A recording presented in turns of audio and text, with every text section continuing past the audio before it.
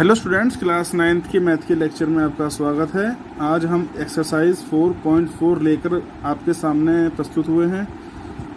चूँकि इस एक्सरसाइज में केवल 2 ही क्वेश्चन हैं, इसलिए ये वीडियो ज़्यादा लंबा नहीं होगा। जैसे कि 4.3 में जो फर्स्ट पार्ट था वो 30 मिनट का था और जो सेकंड पार्ट था उसका वो अप्रोक्सीमेट 24 या 25 मिनट्स का था। ठीक है, तो इस लेक्चर को बड़े ध्यान से सुनिएगा, देखिएगा, तो ये क्वेश्चन आपको बड़े अच्छे से समझ में आ जाएगा। और यदि आपने अभी तक मेरा चैनल सब्सक्राइब नहीं किया है तो सब्सक्राइब कर लें, और ताकि मेरे द्वारा अपलोड किए गए वीडियो आपको तुरंत मिल सकें। तो चलिए, ज़्यादा टाइम ख़राब ना करते हुए आज का लेक्चर शुरू करते हैं। तो पहले हम क्वेश्चन देखते हैं कि क्या कह रहा है इस क्वेश्चन में। एक्सरसाइज 4.4 है, give the geometric representation of y equal to 3 as an equation. तो हमें y इक्वल टू 3 को एक इक्वेशन के रूप में लेकर इसका ज्योमेट्रिक रिप्रेजेंटेशन करना है। कंडीशन दे रखी है दो, इन 1 वेरिएबल और कंडीशन नंबर 2 इन 2 वेरिएबल्स। तो अगर क्वेश्चन आपको ऐसा मिले और उसमें वो कहे कि इन 1 वेरिएबल, इसका मतलब है इस इक्वेशन को आपको नंबर लाइन पे शो करना है, रियल नंबर लाइन पे, जो आपने चैप्टर नंबर 2 में शायद सीखा था। नंबर लाइन पर हम किसी नंबर को कैसे शो करते हैं।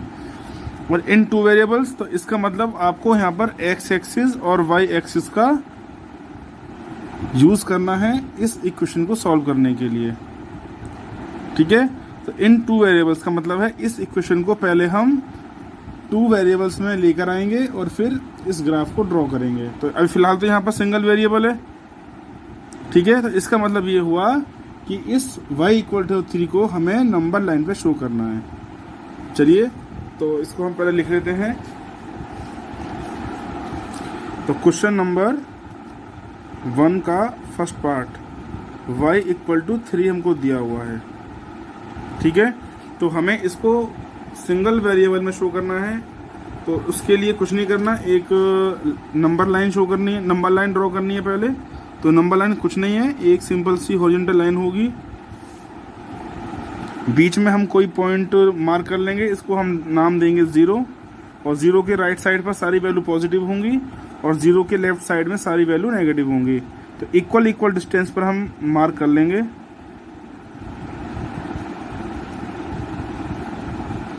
ठीक है, मुझे प्रैक्टिस है तो मैंने बिना स्केल के कर दिया है, लेकिन आप अगर पहली बार कर रहे हैं तो आपको हमेशा स्केल का ही यूज़ करना है। ठीक है, तो ये है -1, -2, -3 और ये -4। इतने ही नंबर सफिशिएंट हैं। तो हमें शो करना है y इक्वल टू 3। तो देखिए 3 कहाँ पे, 3 क्या है, पॉजिटिव नंबर है। तो पॉजिटिव क्या है, 0 के राइट साइड में। तो यहाँ पर एक लाइन करेंगे ड्रॉ, बनाएंगे एरो हेड और लिख देंगे y इक्वल टू 3। ये हो गया इसका फर्स्ट पार्ट। था ना कितना सिंपल। चलिए, अब बात करते हैं डबल वेरिएबल, मतलब इन 2 वेरिएबल्स। चलिए, तो इसके सेकंड पार्ट को हम यहाँ लिखते हैं। अब हमें दिया है y इक्वल टू 3, x यहाँ पर नहीं है, तो इसका मतलब x का कोफिशिएंट 0 होगा। तो 0 into x plus y equal to 3। तो ये वाली इक्वेशन बन गई इस टाइप की डबल वेरिएबल वाली इक्वेशन। ठीक है, इतनी बात समझ में आई होगी। चलिए आगे चलते हैं।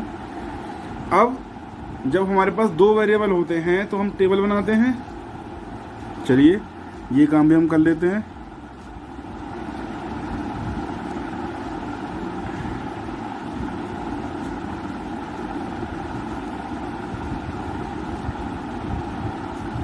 यदि x बराबर हम 0 रख दें तो y की वैल्यू 3 होगी।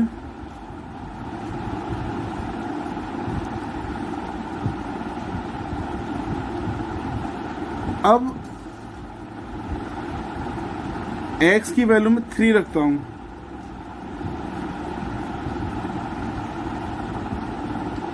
तो 3 इंटू 0 0 होता है। तो फिर भी y की वैल्यू 3 आएगी।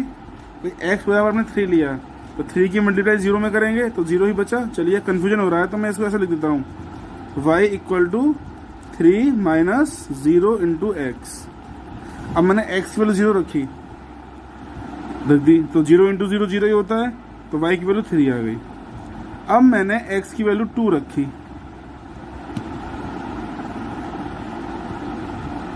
ठीक है, तो 2 इंटू 0 0 ही बचा, तो फिर भी y की वैल्यू 3 ही आएगी।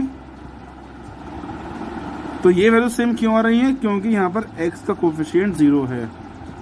कुछ और होता तो ये वैल्यू चेंज हो जाती। समझ में आई बात? तो चलिए इसको ड्रॉ करने के लिए आपको ग्राफ पेपर या फिर इस टाइप की लाइन खींच के शो करना है। तो देखिए, जब x 0 था तो y 3 है। वेरी गुड, हो गया का पहला पॉइंट लोकेट। जब x 2 है तो भी y 3 है, तो x 2 है, y यहाँ पे भी 3 है। देखिए दोनों पॉइंट एक लेवल में आ गए, नहीं आ रहे क्यों? जब x 0 था तब भी y 3 है, जब x 2 है तब भी y 3 है। अगर हम x को 4 लेंगे और 4 की मल्टीप्लाई 0 में करेंगे तो भी 0 आएगा, तो y की वैल्यू फिर से 3 हो जाएगी। तो अब क्या करना है? कुछ नहीं करना, इन दोनों पॉइंटों को मिला देना है, पीछे तक ले जाना है और आगे तक ले जाना है। Question complete. ये लाइन जो है हल्की सी टेढ़ी हो गई है, ये लाइन बिल्कुल x एक्सिस के पैरेलल होगी, ये ध्यान रखिएगा। लीजिए, हो गया क्वेश्चन कंप्लीट। अब बिल्कुल इसी तरीके से क्वेश्चन नंबर 2 होगा, तो मैं इसी में ड्रॉ कर देता हूं इसको। क्वेश्चन नंबर 2 क्या कहता है? इक्वेशन दी है 2x प्लस 9 इक्वल टू 0। इसमें भी दो चीजें हैं, इन 1 वेरिएबल और इन 2 वेरिएबल। तो पहले क्वेश्चन लिखते हैं 2x प्लस 9 इक्वल टू 0। तो जब सिंगल वेरिएबल है तो यहाँ से हम उस वेरिएबल की वैल्यू निकाल सकते हैं। तो ये आया 2x इक्वल टू माइनस का 9, तो यहाँ से x की वैल्यू क्या आ गई? माइनस की 9/2। अगर मैं 9 में 2 का डिवाइड कर दूं तो ये आएगा माइनस का 4.5। क्लियर है बात? चलिए अब इस 4.5 को हम यहाँ पे ड्रॉ करते हैं, तो मुझे एक एक्स्ट्रा पॉइंट यहाँ लेना होगा।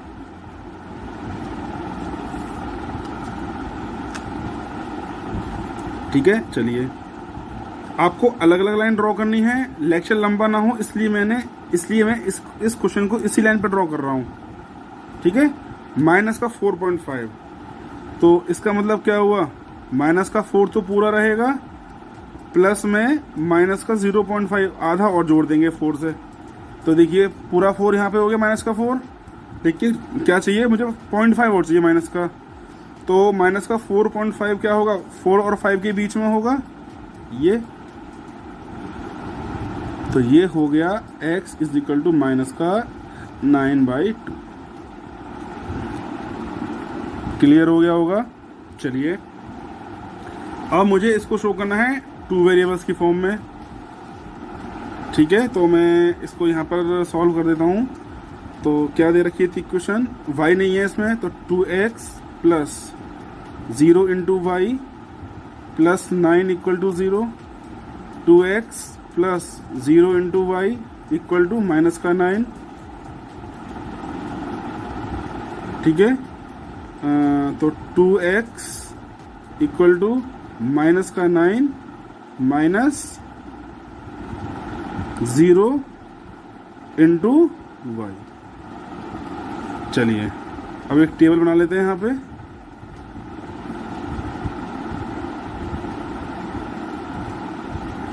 ऊपर x नीचे y। अब मैं यहाँ पर y की वैल्यू रखूंगा। चलिए अब ये 2x है, पहले इसको x बना लेते हैं। तो माइनस का 9 माइनस का 0 इंटू वाई अपॉन 2 हो गया। ठीक है जी, अब मैं y की वैल्यू चलिए 1 रखता हूँ। 1 रखा मैंने यहाँ पे, तो 1 इंटू 0 कितना हुआ? 0 हुआ। तो माइनस का 9 माइनस का 0, तो माइनस का 9/2 ही आएगा। अब मैंने y की वैल्यू 3 रखी, तो 3 की वैल्यू यहाँ रखी, 3 इंटू 0 0 ही होता है। तो माइनस का 9 माइनस का 0/2, तो माइनस का 9/2 ही बचा।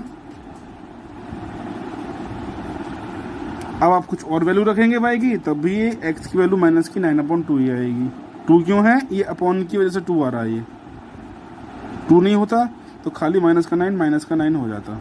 क्लियर है? चलिए अब इसको हम ड्रॉ करते हैं इस ग्राफ पे। तो जब y की वैल्यू 1 है, चलिए जी y की वैल्यू 1 ये है, x है माइनस का 9/2, माइनस का है तो ये ओरिजिन के लेफ्ट साइड में होगा। तो 9/2 मतलब माइनस का 4.5, तो ये यहाँ पे कहीं होगा, ये आ गया। अब मैंने y की वैल्यू 3 ली, ये y 3 है, तो ये ग्राफ भी अलग बनेगा। पहले पार्ट क्वेश्चन के लिए अलग और सेकंड क्वेश्चन के लिए अलग। तो y 3 है, तो x कितना है? x तब भी माइनस का 9/2 है।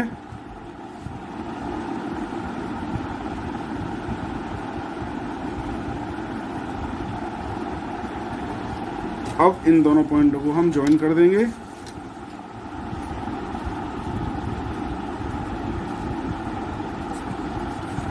ये हो गया ड्रॉ। तो ये लाइन तो है पहले क्वेश्चन के लिए और ये लाइन है दूसरे क्वेश्चन के लिए। ऐसे ही ये वैल्यू है पहले क्वेश्चन के लिए और ये वैल्यू है सेकंड क्वेश्चन के लिए। ये क्वेश्चन था बहुत छोटे छोटे से। तो उम्मीद करता हूँ कि आपको ये लेक्चर समझ में आ गया होगा, और यदि आपको ये लेक्चर पसंद आए तो उसको शेयर और लाइक करना ना भूलें। और अगर कोई डाउट है तो आप मुझसे कमेंट करके पूछ सकते हैं। ठीक है स्टूडेंट्स, तो अगले लेक्चर में हम मिलेंगे chapter number 6 lines and angles के। मोस्ट इम्पोर्टेंट, जब बच्चे पॉलिटेक्निक वगैरह करते हैं तो बहुत ज़्यादा यूज़ होता है एंगल्स वगैरह का, तो बहुत ध्यान से आप इस टॉपिक को भी पढ़ेंगे। सारे टॉपिक इंपॉर्टेंट होते हैं वैसे तो मैथ में, लेकिन जो बच्चा हायर स्टडी के लिए जाता है उसके लिए ये बहुत इंपॉर्टेंट है। कोई पॉलिटेक्निक या कोई बीटेक करना चाहे 12th के बाद तो मोस्ट इम्पोर्टेंट।